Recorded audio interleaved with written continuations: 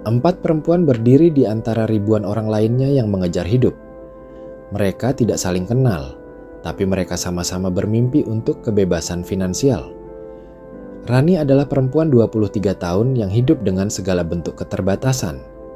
Ia tinggal di sebuah kamar kos sempit di pinggiran kota bersama 3 temannya, bekerja sebagai kasir di sebuah toko alat bangunan dengan gaji 2,5 juta rupiah. Setiap pagi ia harus bangun sebelum subuh, menyapu halaman toko, mencatat stok barang, dan menyambut pelanggan dengan senyum yang ditarik dari sisa-sisa energi semalam. Tapi di balik tubuhnya yang kurus dan langkahnya yang cepat, tersimpan obsesi yang tidak bisa ditawar, membeli rumah 400 juta dengan uangnya sendiri, tanpa utang dalam waktu 5 tahun. Ia tidak tahu bagaimana caranya, tapi ia percaya kalau ia bisa bertahan hidup dari gaji sekecil ini, maka ia juga bisa membangun sesuatu dari sana. Intan berbeda. Perempuan berusia 30 tahun ini bekerja sebagai staf administrasi di sebuah kantor ekspedisi dengan gaji 5 juta rupiah per bulan. Ia tinggal sendirian di rumah kontrakan kecil, hidupnya teratur dan nyaris tanpa drama. Ia dikenal sebagai perempuan yang tidak pernah telat bayar tagihan dan selalu membawa bekal makan siang dari rumah. Tapi yang tidak banyak orang tahu, Intan memiliki satu tujuan jangka panjang yang ia rahasiakan. Pensiun sebelum usia 45 dengan aset bersih 1 miliar rupiah. Maya adalah kebalikan dari keduanya. Dengan gaji 7 juta sebagai social media officer di startup gaya hidup Maya terlihat gemerlap di permukaan. Feed Instagramnya dipenuhi foto dari kafe estetik, sepatu-sepatu mahal, dan tiket konser internasional. Maya punya segalanya, kecuali satu, tujuan finansial. Ia menganggap investasi sebagai hal yang terlalu rumit dan sering berkata, nikmati aja hidup, nanti juga rezeki datang sendiri. Ia tidak percaya pada tabungan jangka panjang dan lebih memilih cicilan pay later untuk barang-barang yang memuaskan keinginannya sesaat. Vivi, di sisi lain, adalah simbol ambisi. Dengan gaji 20 juta sebagai manajer pemasaran di perusahaan multinasional, Vivi tampak seperti sudah menang sejak awal. Tapi ambisinya tidak berhenti di situ. Ia ingin memiliki aset senilai 10 miliar rupiah sebelum usia 40. Ia belajar dari YouTube, ikut workshop investasi, masuk ke pasar kripto dan properti, serta aktif dalam trading. Bagi Vivi, hidup adalah balapan. Dan ia tidak mau ketinggalan meski harus jatuh bangun. Keempat, perempuan ini hidup di dunia yang sama, tapi setiap langkah mereka menuju masa depan ditentukan oleh keyakinan yang berbeda. Rani percaya bahwa kedisiplinan kecil setiap hari bisa menjadi gunung di masa depan. Intan percaya bahwa rencana jangka panjang yang konsisten akan selalu menang dari keberuntungan sesaat. Maya percaya bahwa hidup harus dinikmati sekarang, karena masa depan belum tentu datang. Sementara Vivi percaya bahwa semakin besar risiko, semakin besar pula peluang untuk menang besar. Mereka semua punya logikanya sendiri dan tidak ada yang salah. Tapi waktu akan membuktikan siapa yang benar-benar sampai. 4 perempuan, 4 jalan, 1 pelajaran besar. Cerita ini baru dimulai. Rani selalu percaya bahwa jika ia tidak bisa menambah penghasilan secara drastis, maka satu-satunya cara untuk membebaskan dirinya dari kemiskinan adalah dengan menciptakan sistem pengelolaan uang yang lebih cerdas daripada orang kebanyakan. Setiap kali menerima gaji bulanan 2,5 juta rupiah dari toko tempat ia bekerja, Rani akan langsung memisahkannya menjadi 3 bagian sesuai prinsip 50-30-20 versi rakyat jelata. Sebanyak Rp1.250.000 ia gunakan untuk kebutuhan hidup harian seperti kos, makan, dan transportasi. Ia tidak pernah naik ojek online kecuali benar-benar terpaksa dan lebih sering memilih berjalan kaki atau naik angkot paling murah. Untuk makan, ia menyiapkan bekal dari rumah dan hanya belanja bahan masak sekali seminggu di pasar subuh. Sisanya, sebesar Rp750.000 ia sisihkan untuk ditabung dalam bentuk emas serta reksadana pasar uang yang bisa dicairkan saat darurat. Uang terakhir, Rp500.000, dialokasikan khusus untuk belajar. Ia membeli buku-buku bekas, mencicil pulsa data agar bisa menonton video edukasi soal keuangan, serta membuka akun demo trading di laptop tua peninggalan kakaknya. Di malam hari, saat teman-teman kosnya tertidur, Rani membuka grafik harga dan mencatat pola-pola pergerakan yang ia pahami dengan penuh semangat. Yang membuat strategi Rani semakin kuat adalah kedisiplinan ekstrim yang ia bangun dari kebiasaan kecil. Ia menempelkan catatan pengeluaran harian di dinding kamar, menyimpan setiap struk belanja, dan mencatat pengeluaran sekecil apapun, bahkan untuk pembelian tisu atau gorengan. Yang paling menarik, dari dana belajar itulah kemudian ia menemukan potensi besar dalam dunia trading, bukan sebagai cara cepat kaya, tapi sebagai instrumen yang bisa menghasilkan jika dikelola dengan strategi yang tepat.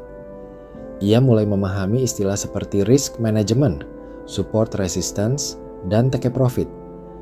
Ia sadar bahwa kunci bukan di besar kecilnya modal, tapi pada konsistensi, kedisiplinan, dan kemampuan mengendalikan emosi.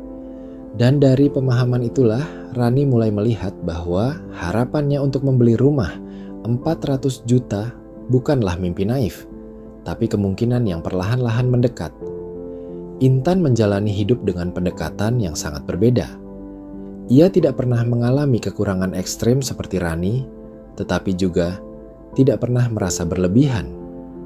Gaji 5 juta rupiah per bulan yang ia terima dari pekerjaannya sebagai staf administrasi cukup untuk memenuhi hidup sederhana yang ia jalani, dan ia menggunakan metode pengelolaan uang yang ia pelajari dari berbagai seminar keuangan. 50% untuk kebutuhan, 25% untuk investasi, dan 25% untuk cadangan darurat, serta keperluan jangka panjang. 2,5 juta rupiah pertama digunakan untuk sewa rumah kontrakan, kebutuhan pokok, dan transportasi. Intan tidak memiliki kendaraan pribadi dan lebih memilih naik angkutan umum agar tidak terbebani oleh biaya perawatan dan bensin. Ia masak sendiri, membawa bekal setiap hari, dan mencuci bajunya sendiri tanpa bantuan laundry. Dengan sisa gaji 2,5 juta, ia membaginya lagi. 1,250 ribu rupiah ia gunakan untuk DCA saham sektor konsumer dan perbankan, serta 1,250 ribu lainnya ia simpan dalam bentuk logam mulia, serta deposito berjangka dengan sistem rolling 3 bulanan. Strategi ini membuat keuangannya tidak hanya stabil, tetapi juga tumbuh perlahan dari waktu ke waktu. Yang menarik dari Intan adalah caranya membingkai hidup sebagai sebuah rencana jangka panjang. Ia memiliki spreadsheet pribadi yang mencatat seluruh arus keluar masuk uangnya, lengkap dengan grafik target yang ia update setiap akhir bulan. Ia menyusun simulasinya sendiri. Jika ia bisa mempertahankan gaya hidupnya selama 15 tahun dan terus konsisten menabung dan berinvestasi sebesar 50% dari penghasilannya, maka secara teori ia bisa mengumpulkan 1 miliar rupiah dalam bentuk aset yang tersebar. Intan tidak tergoda oleh ajakan teman-teman kantor untuk liburan mewah atau membeli gadget terbaru. Ia juga menyisihkan sedikit dana untuk edukasi keuangan, mengikuti seminar daring gratis, dan kadang bertanya ke forum diskusi saham untuk memperbaiki strateginya. Bagi Intan, uang bukan sekadar alat bertahan hidup, tapi medium untuk membeli kebebasan di masa depan. Ia tahu langkahnya pelan, tapi juga yakin tidak semua kemenangan harus datang dengan kecepatan tinggi. Maya tidak mengenal istilah alokasi gaji.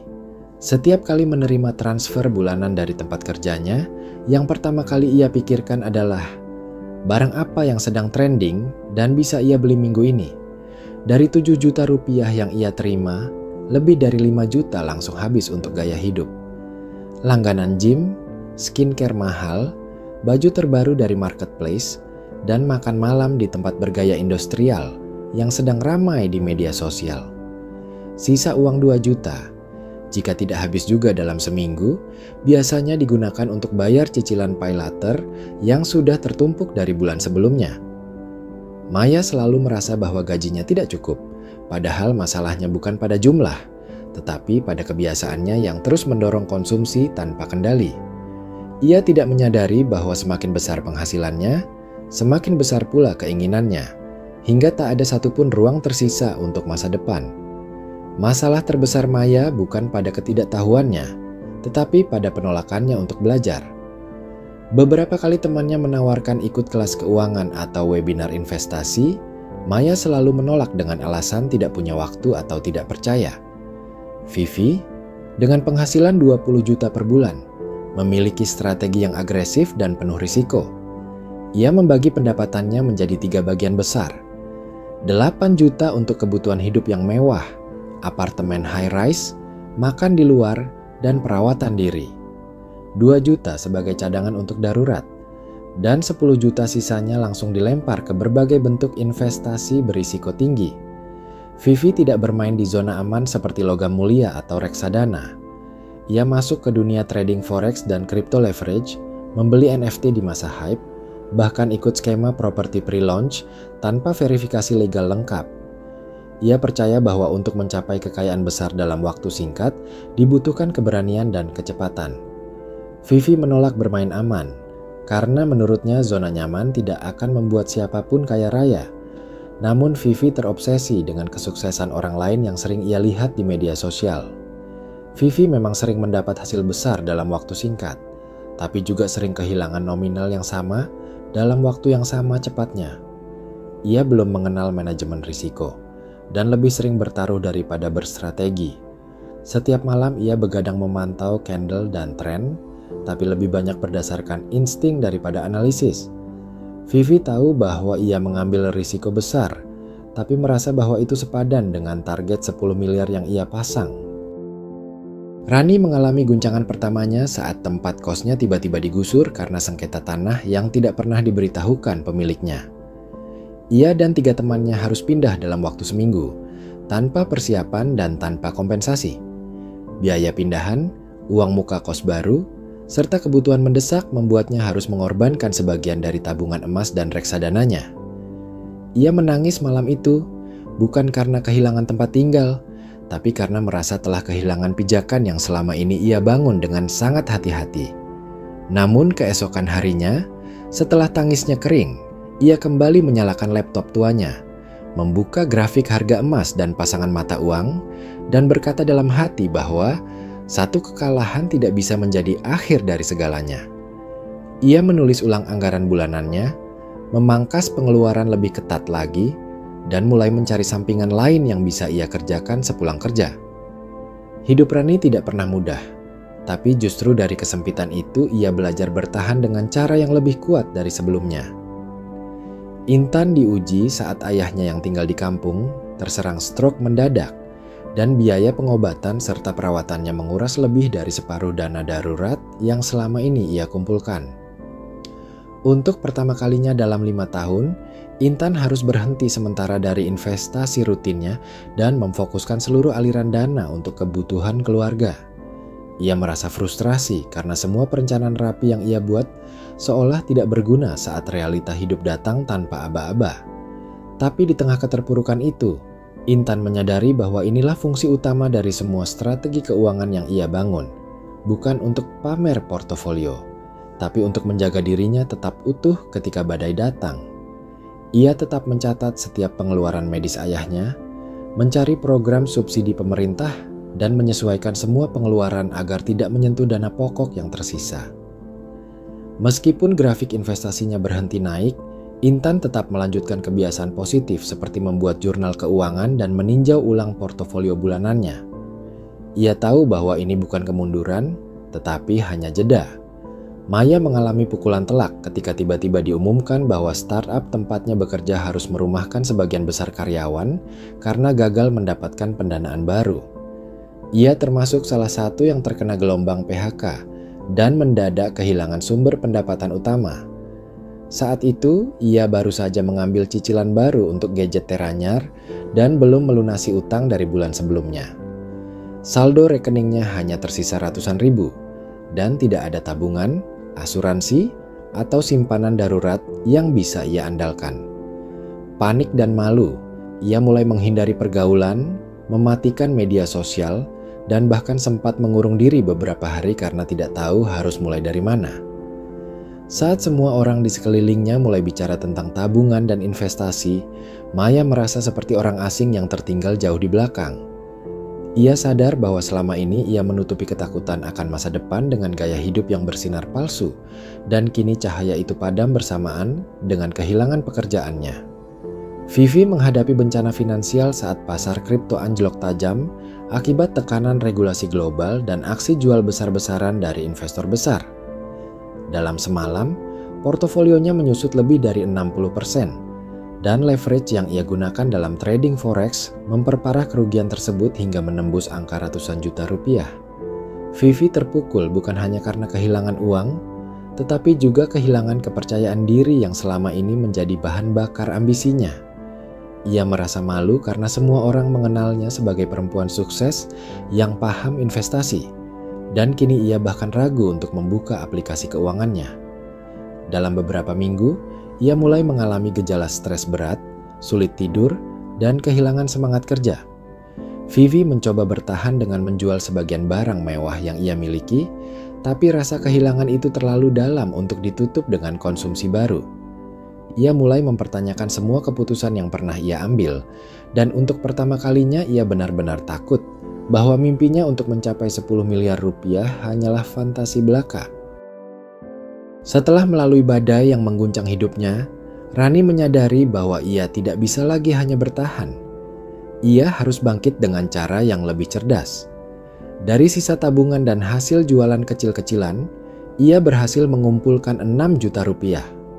2 juta ia alokasikan untuk membuka akun real trading dengan platform terpercaya yang menawarkan microlot, sementara 4 juta lainnya ia simpan dalam bentuk logam mulia dan reksadana pasar uang.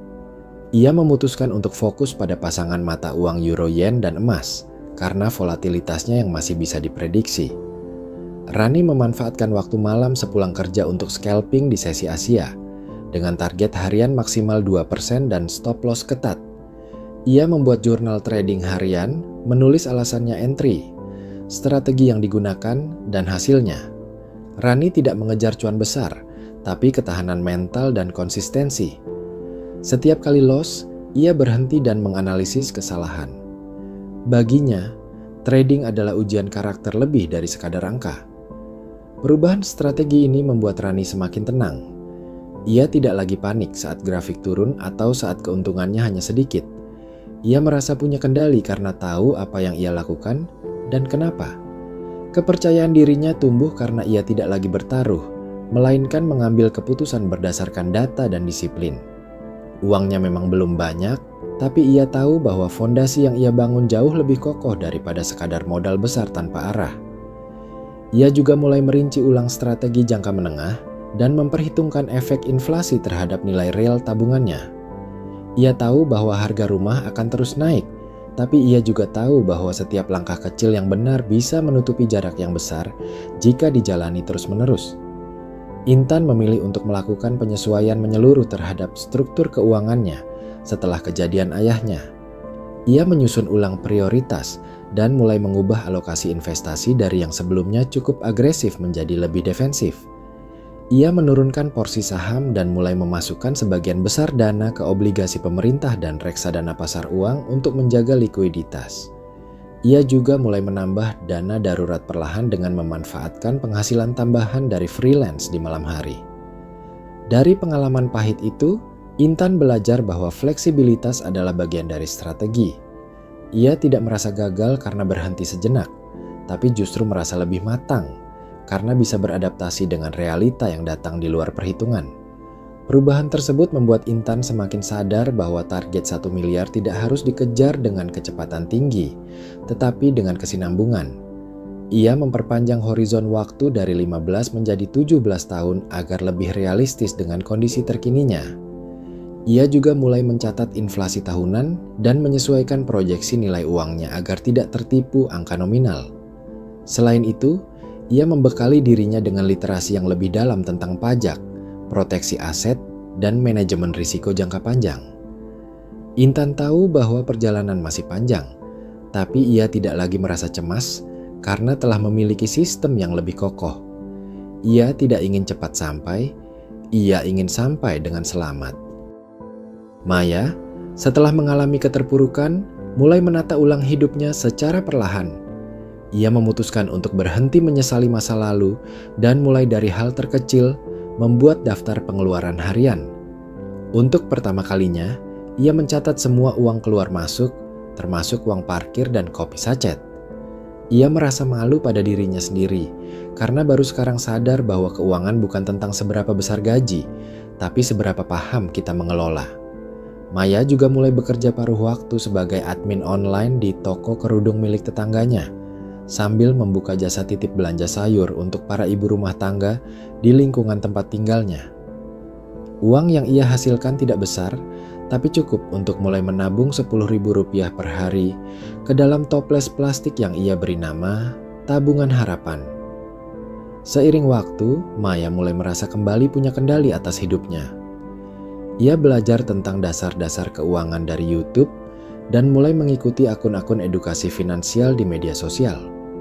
Ia mulai paham konsep dana darurat, pentingnya menabung sebelum membelanjakan, dan pelan-pelan mengenali istilah seperti inflasi dan bunga majemuk.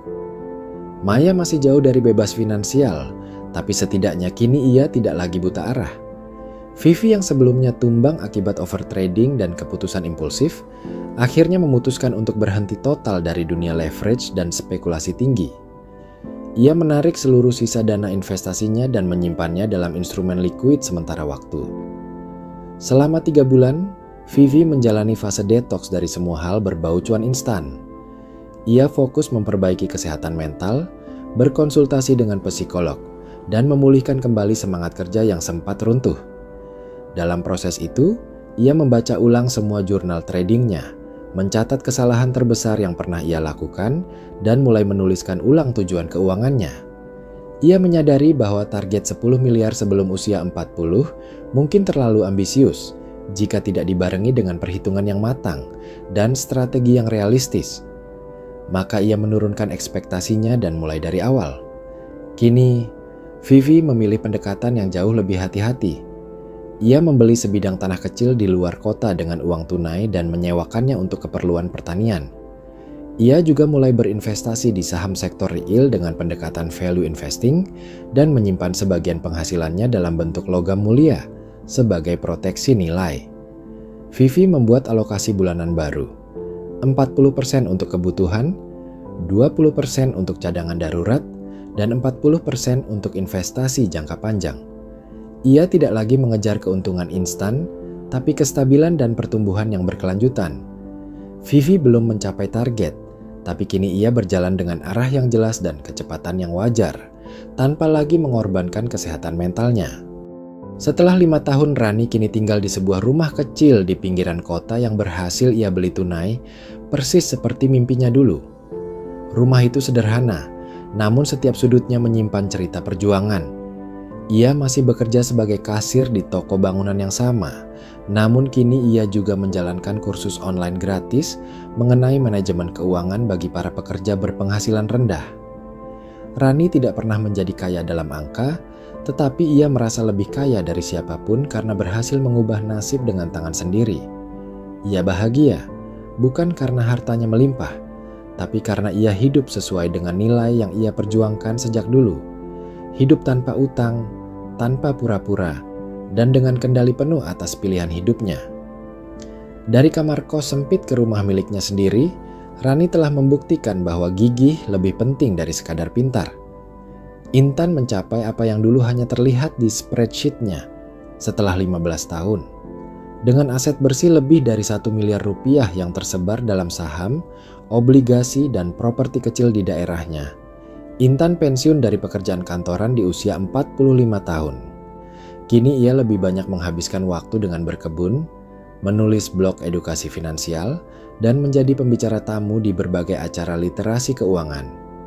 Hidupnya tenang, terstruktur, dan bebas dari kekhawatiran finansial. Ia tidak pernah mengejar kecepatan, tapi setiap langkahnya selalu terencana. Bahkan ketika badai hidup datang melalui penyakit ayahnya, ia tidak pernah benar-benar jatuh karena fondasi yang ia bangun begitu kokoh. Ia bukan orang yang paling cepat sampai, tapi ia sampai dengan utuh dan selamat. Dan itu cukup baginya. Intan adalah bukti bahwa strategi bertahan lebih kuat dari strategi menyerang jika dijalani dengan sabar dan konsisten. Maya baru memulai segalanya kembali di usia hampir 40 tahun. Setelah bertahun-tahun hidup dalam ilusi stabilitas, ia akhirnya menyadari bahwa tidak ada yang bisa menggantikan kekuatan dari perencanaan dan pengendalian diri. Kini ia bekerja sebagai pengajar keuangan dasar di komunitas lokal, sebuah pekerjaan yang dulu tidak pernah ia bayangkan akan dijalaninya. Meski belum memiliki aset berarti, ia hidup tanpa utang dan mulai membangun dana darurat secara bertahap. Maya menyadari bahwa tidak ada cara cepat untuk mengejar waktu yang hilang. Tetapi ia juga tahu bahwa terlambat bukan berarti tidak bisa mulai.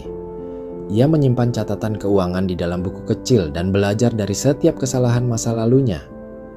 Ia menolak untuk mengulang pola lama dan mulai membimbing adik-adik perempuan di sekitarnya agar tidak jatuh dalam jebakan gaya hidup konsumtif seperti dirinya dulu. Maya mungkin tertinggal, tapi kini ia berjalan dengan arah yang jelas. Vivi kini memiliki aset senilai hampir 5 miliar rupiah yang tersebar dalam bentuk tanah, saham konservatif, dan logam mulia setelah 12 tahun. Ia sudah tidak lagi mencari sensasi pasar atau berburu tren cuan terbaru. Vivi telah mengalami masa-masa kelam yang membuatnya kehilangan kepercayaan pada keputusan impulsif, dan kini ia menjalani hidup dengan pendekatan yang jauh lebih seimbang. Ia bekerja paruh waktu sebagai konsultan investasi dan lebih banyak menghabiskan waktunya untuk kesehatan mental serta kegiatan sosial. Meski belum mencapai target 10 miliarnya, ia sudah berdamai dengan kenyataan dan bersyukur dengan pertumbuhan yang stabil. Ia sadar bahwa bukan jumlah aset yang membuatnya merasa berhasil, melainkan perubahan cara berpikir dan pendekatannya terhadap risiko. Vivi telah melewati badai dan memilih untuk bertahan, dan itu membuatnya menang dengan cara yang lebih manusiawi. Aku menyaksikan mereka semua dari dekat. Aku adalah Dina, teman, pengamat, dan akhirnya seorang penulis yang merekam jejak 4 perempuan luar biasa ini. Mereka bukan tokoh fiksi, mereka ada di sekitar kita. Rani, dengan ketekunan luar biasa yang membawanya dari kamar sempit menuju rumah miliknya.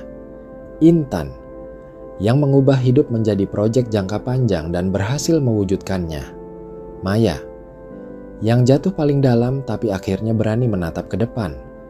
Dan Vivi, yang sempat tersesat dalam euforia lalu kembali dengan hati yang lebih bijak. Dari mereka, aku belajar bahwa hidup bukan tentang siapa yang paling cepat, tapi siapa yang paling sanggup bertahan dan belajar ulang saat semuanya runtuh.